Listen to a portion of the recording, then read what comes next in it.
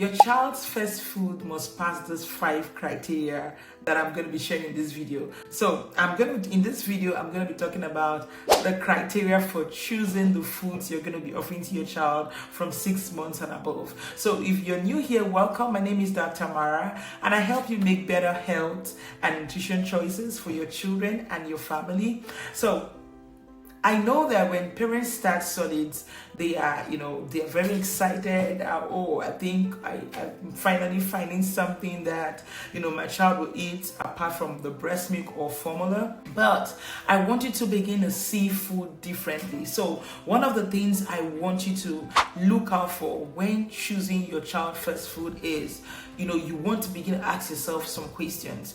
And it doesn't mean like you have to sit down, but these are some things. I would call it a mindset shift. I would call it, the lens in which, just the way I'm wearing these glasses, I would call it the lens in which you would wear when looking at the foods you offer. Because I know sometimes parents are just carried away with, oh, I'm just going to offer this food. She ate this, she ate that. But the question is, does that food pass the criteria for making it, a nourishing food that your child will benefit from? So the first criteria is easy to digest. So the food you would feed your child from 6 months and above has to be digestible. I did a video, you can check in my channel, on constipation. One of the major complaints I get from parents are, my infant is constipating or my toddler is constipating, and that's because most of the foods that we offer are not digestible, or the child's digestive system is not ready for the food at that time. So number one checklist is, number one, it has to be easy to digest. Number two, it has to be gut friendly.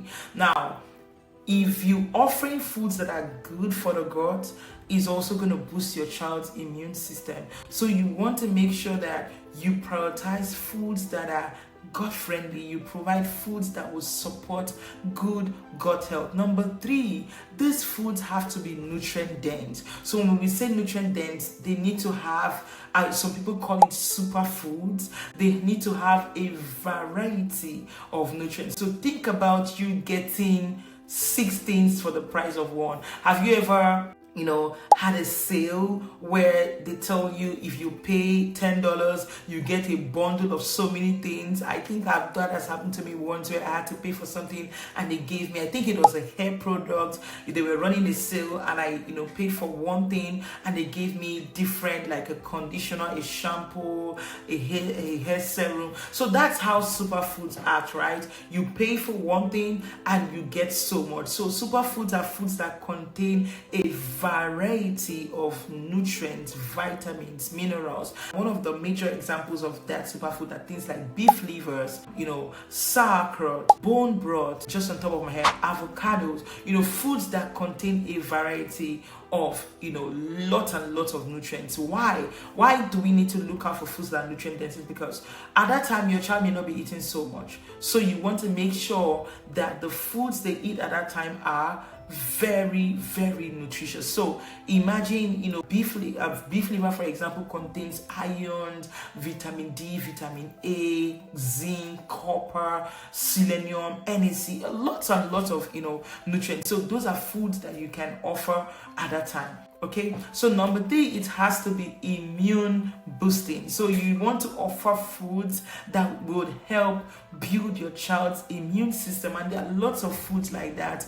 Probiotic rich foods will build your child's immune system. Foods that are high in healthy fat will build the immune system. Foods that are high in vitamin C will build the immune system. So that is the time. Foods that are good, rich in iron, will build your child's food and immune system. So those are time to look out for foods that are immune boosting. And finally, these foods must be toxin free, and that takes us back to when starting solids. I know sometimes parents are busy, but if you would get pouches, if you would do store-bought foods, if you would do store-bought purees, please look out for those purees that are heavy metal free. I know, and personally I would say, right, you can take out a day to just batch make your child's purees or finger foods or whatever you will be offering. And if you would ever do purees, I know the Cerebelly, they are heavy metal free. Serenity Kids are heavy metal free. The Once Upon a Farm are heavy metal free. And I'm just gonna, you're gonna see the pictures on the screen. Now, if you want to do puree pouches, those are good options to go from. But I think most of them, these ones I've called, the only reason why I do not like purees is that sometimes, if you look at my previous video on food combination, they are imbalanced. So they are nutritionally imbalanced. It's either they are high in fruits and vegetables and very low in fat and protein, or they are high in one thing. I don't like them because the nutritional balance sometimes would vary, and that's not something you want to have for your child at that beginning. So I would say that sometimes making yours at home, so that you take into consideration of everything we're talking about, making sure the food is balanced and all of that. But if you would ever get from the store, please remember, we don't want foods that have any kind of toxins. In my previous video on things you need to know about food before starting solids, I talked about food sourcing. So one of the ways to ensure that your child's food is toxin free is by making sure you source your food. So some may have to be organic, some you have to look at the labels to make sure you're buying the right food. For example, if your child will be eating salmon, you want to make sure that the salmons are wild caught. If your child will be having eggs, you want to try as much as you can to get pasture raised eggs, or eggs that are you can get from your local farm. But just this little, if you're buying anything for cooking oils, you want to make sure you're using good quality cooking oils. Remember, your child is still developing, and as much as you can afford, you want to source your foods to ensure that there is a high limitation of toxins getting into the body. So I hope you learned something. So number one, it has to be easy to digest. Number two, it has to be gut friendly. Number three, it has to be nutrient dense. Number four, it has to be immune boosting. And number five, your child's first food has to be toxin free. So if you are starting solids, or your child is turning 6 months very soon, congratulations, you're welcome. I have an amazing course that would really help you, that would take you from 6 months to 24 months. So you learn all things food introduction, recipe, how to provide tailored nutrition to your child. You will get a pantry guide.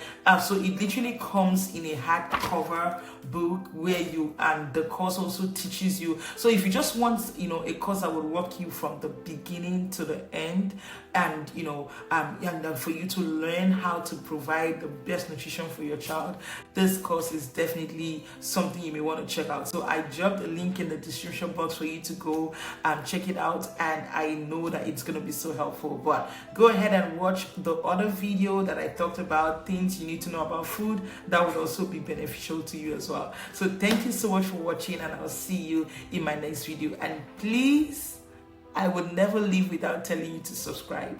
Please go ahead and subscribe. It would really mean so much to me, and to help push out those videos to other parents like you who will be needing this information. So please click the subscription button. Just do that now, and like this video and share it with your friends and family. Thank you so much, and I'll see you in my next video. Bye.